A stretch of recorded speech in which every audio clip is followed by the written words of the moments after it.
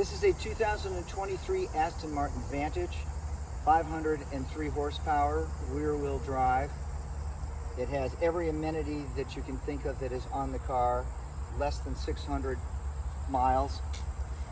Engine is mounted offset, so it is pushed back. It's behind the axle for better performance. It has the vane grille, which is a non-standard option, along also with the black badges. That is extra. Over here you'll see on the interior, again, stitching alone was an extra $10,000. No expense was spared on the car at all.